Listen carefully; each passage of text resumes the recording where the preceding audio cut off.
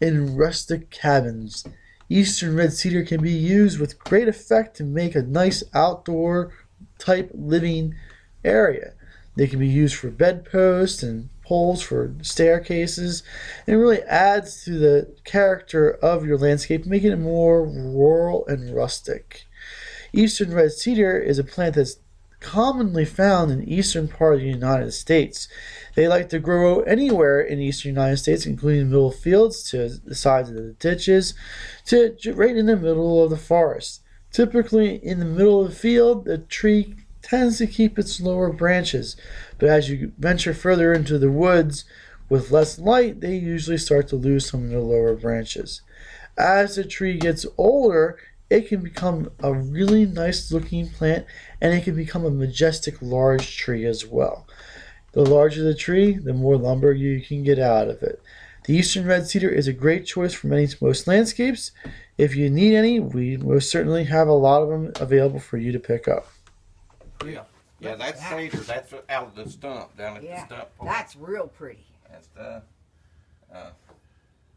but I like. My name is Mike. We're at Highland Hill Farm, and this afternoon we're going to be trimming some of these eastern red cedars. We put these guys in the ground last year, and it's the first time we're going to start shearing them. The idea of what we're going to be shearing them is we want to try to make them a little bit more dense and compact, and if there's a second leader, we'll trim off the second leader. So this is the eastern red cedar. Of course, it's a little bit that color. That's what they are this time of year. And we're going to go through it first and just lightly prune the tips of these guys back. Now what this will do is that when the snow load comes, there won't be as much branching there, so it'll have less snow damage and ice damage to it. We're just going to take off the top of it a little bit, and we should be good to go on it. There is a little bit of a hole on this side here, but if we trim it down like this, that'll force growth in on that area, and we should be good to go to fill that in. That's all that we really need to do on these guys. It's real simple, real easy. So we'll go on to the next one. Again, it's real simple, real easy. Cut off these guys a little bit. Now, this is a little annoying, so we should get rid of these weeds. But if we just trim the sides of these a little bit, that's sweep, he's stick happy. If we just trim the sides of these a little bit and trim that top, that should force the bottom to grow out a little bit more. So that's a good one. Now this one here, we have a little problem. You can see right off the bat that there's two leaders to it.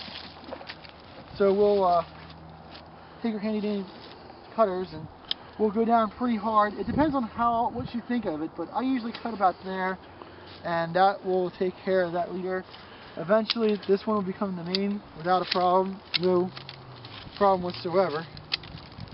And, now if you didn't do that, what would ultimately happen to this bush? Well, it depends on a lot of different things, but I would say for sure that if it had not died, it would have grown up into two of them.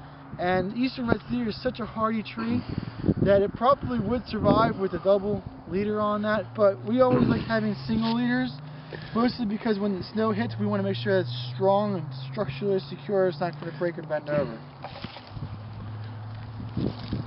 Alright, we'll do the next one. Again, there's a little weed there.